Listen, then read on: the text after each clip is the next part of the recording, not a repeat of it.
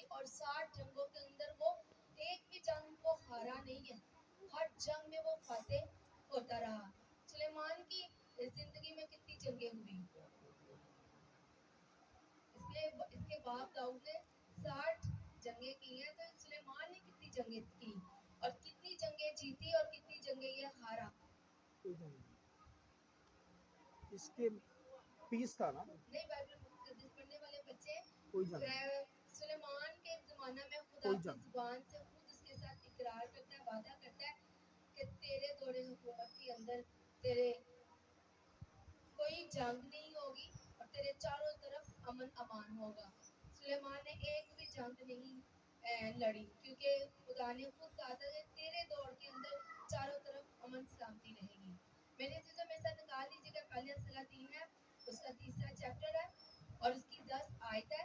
بڑا ہی خوبصورت یہ بات ہے، لکھا کہ یہ بات خداوند کو پسند آئی کہ سلیمان نے یہ چیز مانگی۔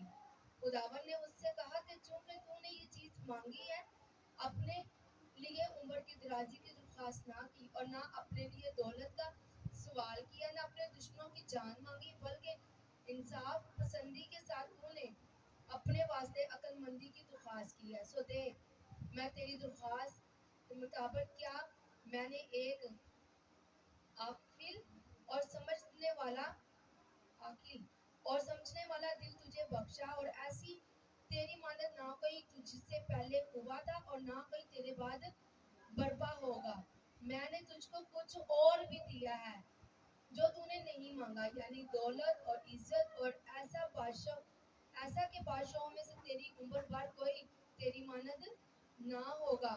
اگر تو میری راہوں پر چلے، میرے آئین اور حکام کو مانے جیسے تیرا باپ داؤد چلتا رہا ہے، میں تیری عمر دراز کروں گا۔ خداوند کے پاک کلام پڑھے اور سنے جانے پر خداوند کی برکت ہو، آمین۔ اتنا لمبا ریفرنس پڑھنے کا مطلب یہ تھا کہ آپ غور سے سن لیتے کہ اس نے کیا مانگا۔ اس نے صرف کہا کہ میں ایسی قوم کے اوپر بادشاہ بن گیا ہوں جس کا شمار نہیں ہے، جس کو کوئی گن نہیں سکتا۔ میں بھیتر آنے کے لیے اور باہر جانے کے امتیاز کو سمجھ سکوں، اور میں تیری قوم کا انصاف اچھے طریقے سے کر سکوں۔ اس نے مانگی تھی حکمت، اور حکمت کے ساتھ خدا نے اسے بہت سی اور چیزیں بھی دے دی۔ مانگنے کا ایک طریقہ ہونا چاہیے۔ اس نے ایک خوبصورت بات مانگی، حکمت۔ آپ جانتے ہیں کہ اس نے حکمت، بائبل مقدس حکمت کو کسے شو کرتا ہے؟ خداوند یسوع مسیح کو وہ شو کرتا ہے۔ اس نے یسوع کو مانگ لیا تھا، اور باپ کو یہ بات پسند آئی کہ اس نے میرے بیٹے کو مانگا ہے، حکمت دلائی مجھ سے مانگی ہے۔ جب اس نے یہ بات خداوند کی حضوری میں کی، تو خدا نے کہا کہ میں نے تجھے اور بھی چیزیں دی ہیں، دولت، عزت، اور تیری عمر میں لمبی ہوگی اور تیری دور حکومت کے اندر کوئی بھی کال یا کوئی وبا نہیں آئے گی۔ سلیمان کے اندر انتہا سے زیادہ عقل تھی۔ جب مشکل سے مشکل میں میرے عزیزوں اس کی زندگی میں فیصلہ کرنے کے لیے کوئی کیس آ جاتا تو یہ بڑا اچھا فیصلہ کرتا تھا۔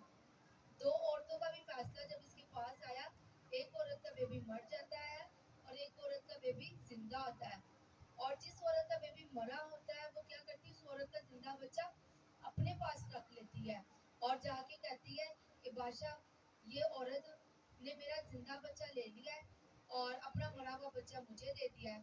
تو بادشاہ ایک بڑے ہی خوبصورت انداز میں بڑی ہی عقل اور دنائی کے ساتھ فیصلہ کرتا ہے۔ وہ کہتا ہے کہ اس بچے کو درمیان سے کاٹ دو، آدھا اسے دے دو اور آدھا اسے دے دو۔ اور جس پہ ماں کا وہ بیٹا آتا ہے وہ کہتی نہیں بادشاہ، آپ ایسا مت کریں، اسے سلامت ہی رہنے دو، جیتے ہی رہنے دو اور اس عورت کو دے دو۔ بادشاہ سمجھ جاتا ہے کہ اس عورت کا بیٹا ہے۔ میرے عزیزوں میں اتنے خوبصورت فیصلے ادا کرتا رہا، اور میرے عزیزوں میں آپ کو بتاتی چلوں، سلیمان نے جب خوبصورت ہیکل بنائی، اس میں بھی خدا نے اس کی خوب مدد کی۔ بس وہ خداوند نے کہا کہ تو میرے حکموں کو مانتا رہ جیسے تیرا باپ دادا مانتا رہا۔ وہ بس خدا کے حکموں کو مانتا رہا۔ آج اس میں سے خاص کلام یہ ہے کہ ہم نے خداوند کے کلام کو اپنی زندگیوں میں عملی جامہ بنانا ہے۔ خدا کا کلام ہمیں جو کہتا ہے ہم نے وہ کرنا ہے۔ موجودہ حالاتوں سے ہم نے ڈرنا نہیں، جب خدا کا کلام کہتا ہے کہ ایماندار کی دعاؤں میں بہت اثر ہے تو پھر ہم ایماندار ہیں. موجودہ حالاتوں سے ہم نے پریشان نہیں ہونا. جب وہ کہتا ہے کہ راز بازوں کی میں خود حفاظت کروں گا تو پھر ہم نے اس کے کلام کی کہی ہوئی باتوں پہ عمل کرنا ہے. سلیمان کبھی بھی نہیں ڈرا, کبھی بھی نہیں گھبرایا. اس نے اپنے مخالفوں سے بھی مدد مانگی تو خدا نے اس کے مخالفوں کو بھی اس کے دوست بنا دیا. خدا کے کلام میں لکھا ہے کہ جب تمہاری روش یا تمہارے کام خدا کو پسند آتے ہیں تو وہ تمہارے دشمنوں کو بھی تمہارے دوست بنا دیتا ہے. اس نے حقل کے لیے بہت سے لوگوں سے چیزیں مانگی اور لوگ دینے کو تیار تھے کیونکہ وہ خدا کے ساتھ چلتا رہا ہے.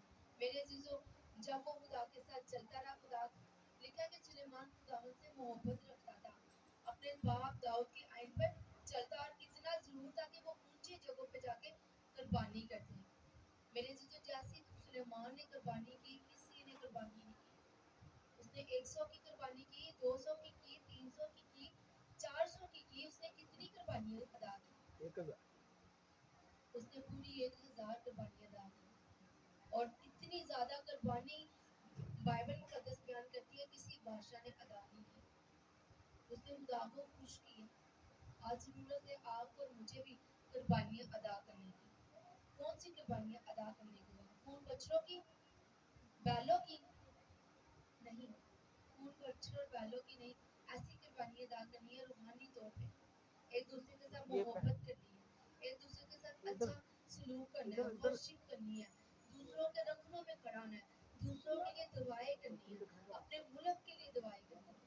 اگر کوئی دکھ میں ہے, پریشانی میں, تو اس کی فکر مندی کرنی ہے, اس کے لیے مدد کا کوئی انتظام کرنا ہے. اس نے ایک نہیں, دو نہیں, تین نہیں, اس نے ہزاروں کے ساتھ سے قربانیاں چڑھائی. ہماری بھی قربانیاں اتنی زیادہ ہونی چاہیے کہ وہ گننے کے گنی نہ جائے. تبھی تو خدا ہم سے خوش ہوگا اور اپنے کلام کی جتنی اس کی برکتیں ہیں وہ ہماری زندگیوں میں نازل کرے گا. جب بھی دعا کرے کہیں خدا تو مجھے اپنی حکمت دے, اپنی دنائی دے, تاکہ میں تیری حکمت اور دنائی کو پا کے اس فانی دنیا میں اچھے طریقے سے زندگی بسر کر سکوں. جب ہم ایسا کہیں گے تو وہ ہماری مدد کرے گا. خدا کے پاک کلام پڑھے اور سنے جانے پر خدا